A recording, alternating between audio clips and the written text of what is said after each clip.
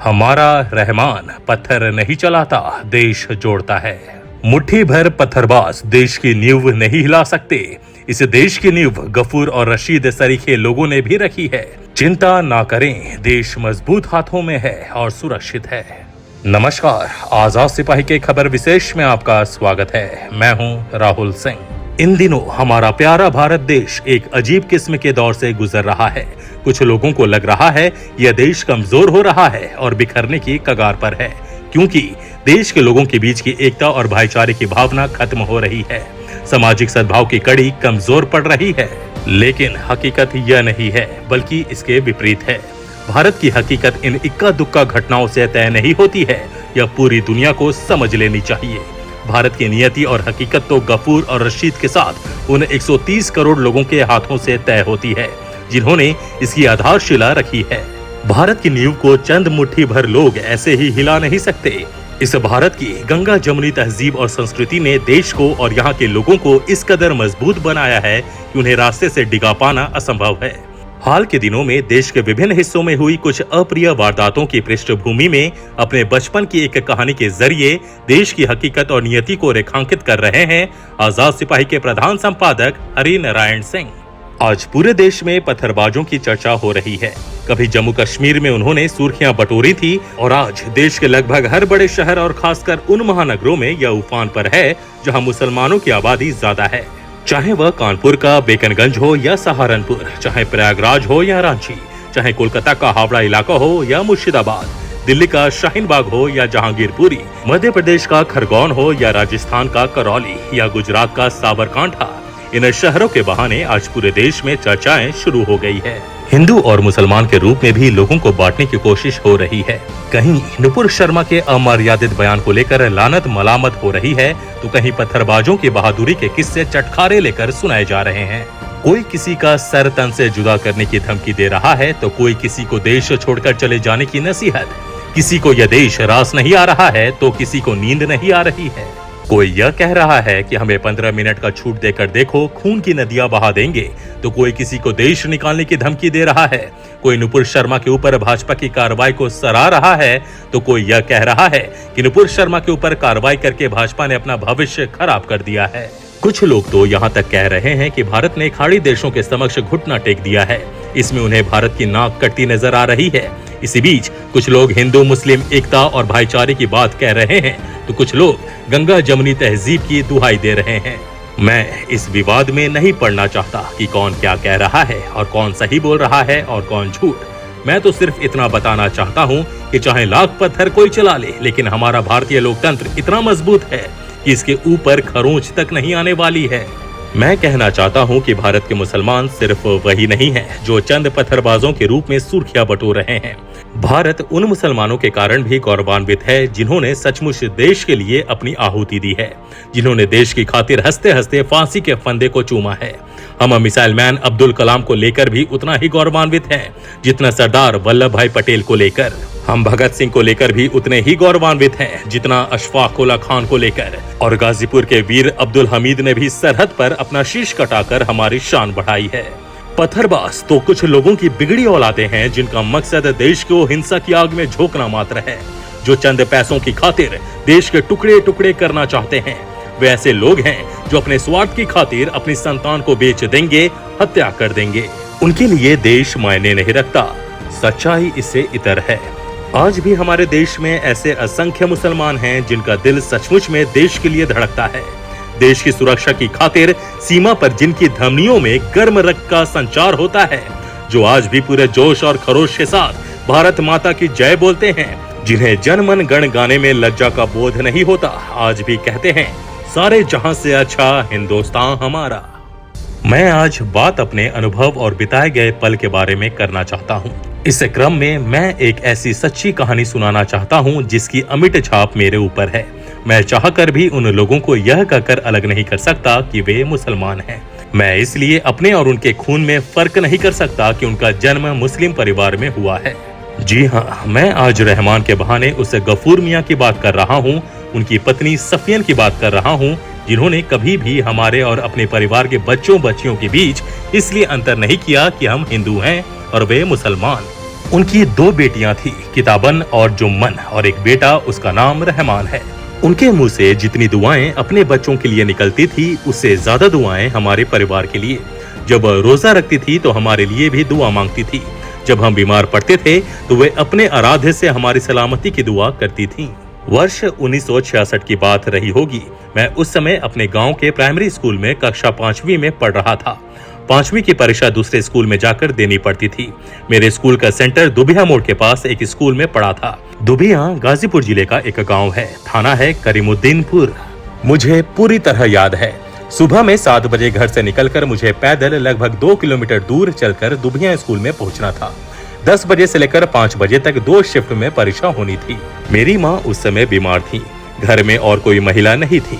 उस समय यह व्यवस्था थी कि खाना सिर्फ और सिर्फ घर की महिलाएं ही बनाती थी। चुल्हानी में दूसरे घर की महिलाएं नहीं जा सकती थी। बीमार होने के कारण मेरी माँ उस दिन रोटी नहीं बना पाई थी।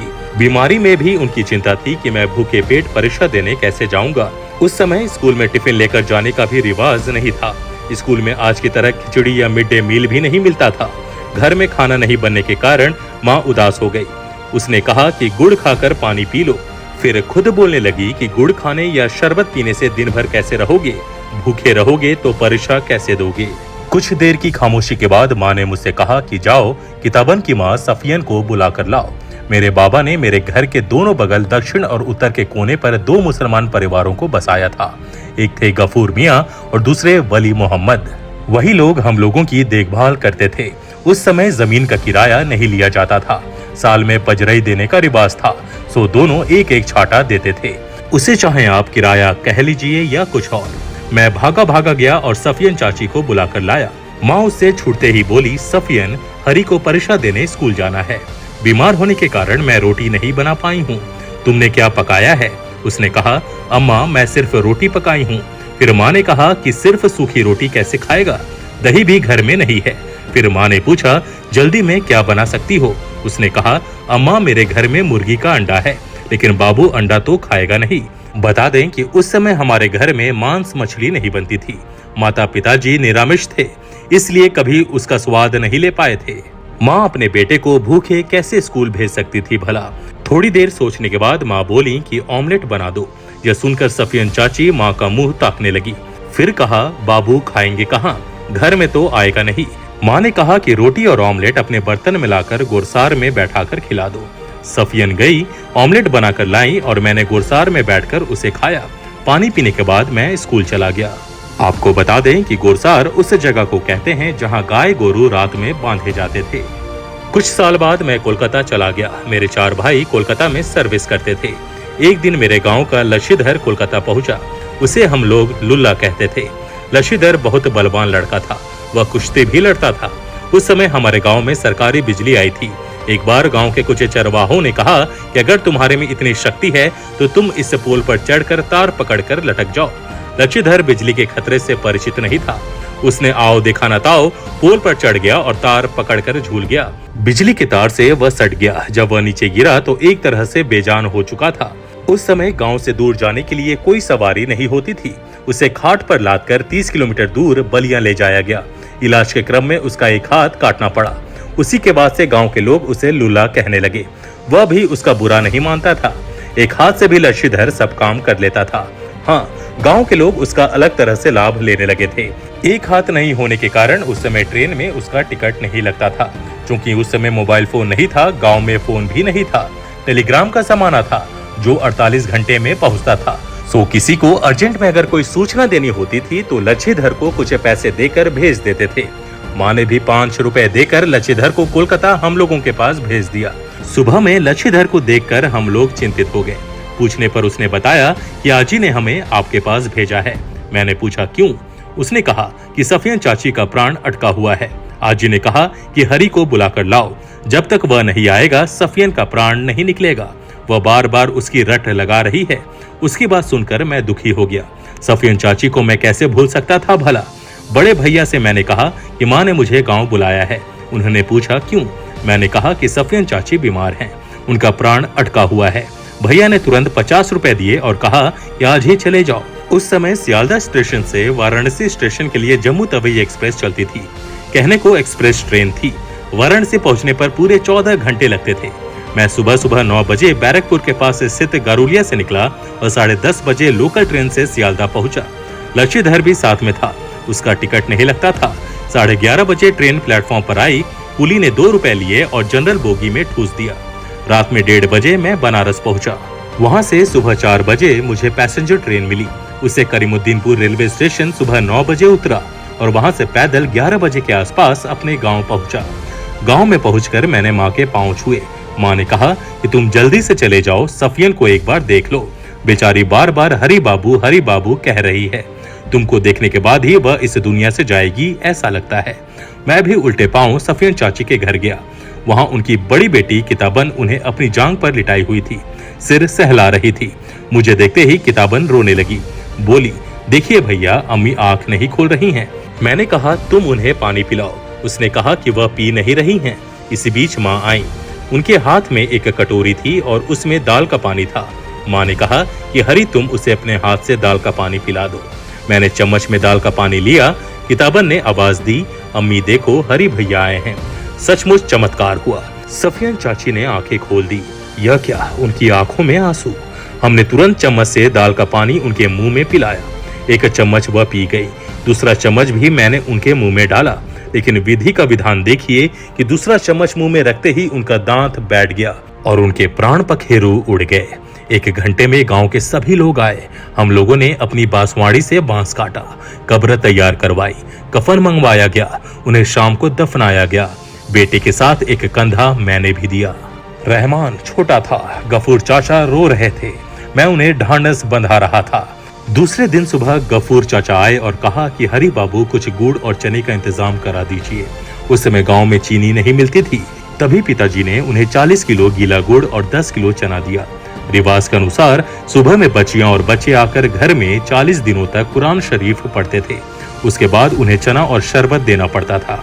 आज रहमान बड़ा हो गया। वह अपने पैरों पर पूरी तरह खड़ा हो गया है।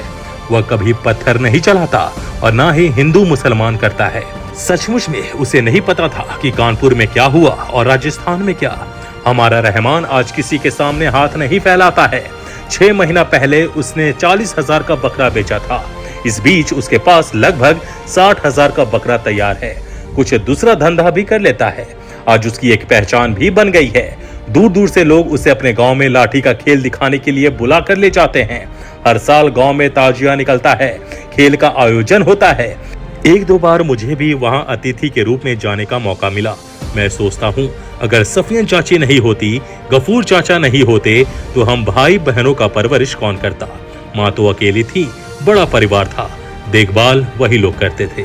सचमुच में गफूर चाचा और सफियन चाची, रशीद मियाँ या वली मोहम्मद सरीखे लोगों के कारण आज भी हमारे गांव में गंगा जमुनी तहजीब जीवित है, भाईचारा कायम है। हिंदू और मुसलमान के घर जन्म लेने से क्या हुआ? हम दोनों के शरीर में एक जैसा लाल रक्त बहता है। यह देश कतई वैसा नहीं बन सकता जैसा वोट की राजनीति के कारण कुछ अराजक तत्व बनाना चाहते हैं। दुश्मन देशों के चंद टुकड़ों की खातिर जो देश की अस्मिता को खतरे में डालना चाहते हैं। देश तो वैसा बनेगा जैसा हिंदुओं के साथ साथ हमारे गांव के गफूर मियाँ बनाएंगे, रशीद मियाँ बनाएंगे, सत्तार मियाँ बनाएंगे। मुट्ठी भर पत्थरबाज चंद क्षणों के लिए हमारे देश के सुख चैन में खलल डाल सकते हैं, लेकिन हमारी विरासत इतनी मजबूत है कि मुट्ठी भर उपद्रवी इसकी नींव तक नहीं हिला सकते, क्योंकि इस देश की नींव में गफूर मियाँ सरीखे लोगों ने भी मजबूत ईंटें रखी हैं। यकीन मानिए, धैर्य रखिए, देश सुरक्षित है, क्योंकि इसका नेतृत्व आज मजबूत हाथों में है। आज के आजाद सिपाही के खबर विशेष में बस इतना ही। देश विदेश की और भी अधिक जानकारी के लिए आप पढ़ते रहिए अपना लोकप्रिय दैनिक अखबार आजाद सिपाही। और हाँ, आप हमारे इस YouTube चैनल को जरूर सब्सक्राइब करें। धन्यवाद।